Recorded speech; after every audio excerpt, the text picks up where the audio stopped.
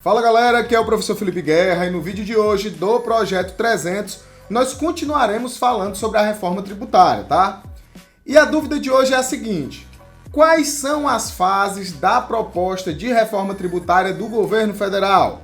Se você também tem essa dúvida, acompanha comigo nesse vídeo.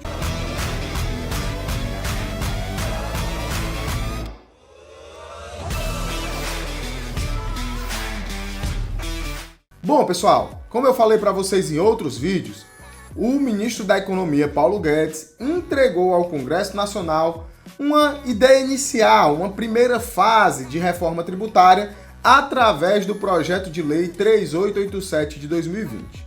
No entanto, na apresentação desse projeto de lei, já foi deixado claro quais são as intenções de próximos passos do governo federal quando o assunto é a reforma tributária, tá? Até porque a gente sabe que o sistema tributário brasileiro é amplo, complexo e ele vai exigir uma reforma tributária que seja tão grande, tão ampla e tão forte como o sistema tributário já é hoje, tá? Então, basicamente, essa proposta, essa ideia de reforma do governo, ela é fundamentada em 4 pilares, que eu vou tentar explicar de forma simples aqui, e que a gente vai precisar de outros vídeos para abordar em detalhes cada um desses pilares, tá? O primeiro deles é a criação de um IVA federal, que seria a CBS, um imposto sobre valor adicionado ou agregado, que incidiria sobre o consumo, nesse primeiro momento em substituição às contribuições para PIS e COFINS, mas que em virtude das propostas que já estão sendo trabalhadas, a PEC 45,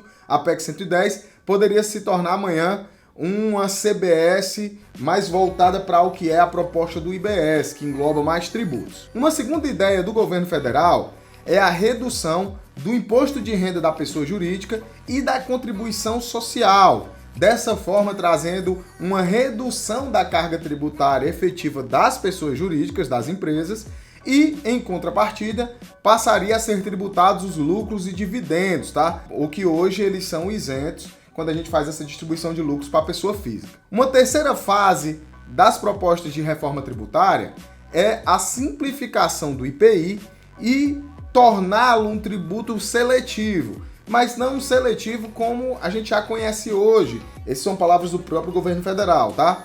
Não seletivo como o ICMS pode ser seletivo, como o próprio IPI já é seletivo. Não é seletividade em função da essencialidade, e sim daquilo que o governo entende que deve ser estimulado e daquilo que o governo entende que deve ser desestimulado. Então, por exemplo, um carro de luxo, um cigarro, o governo entende que tem que ser desestimulado, então ele vai tributar mais.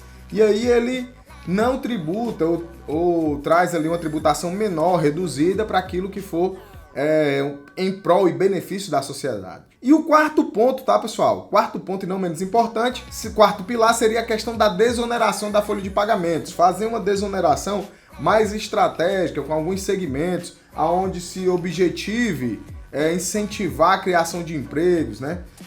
Ou até mesmo ampliar essa base de desoneração. Então, esses são os 4 pilares que vão ser divididos em fases, tá? O governo federal está vindo aos poucos entregando essas informações, mas que a gente pode aguardar para as cenas dos próximos capítulos.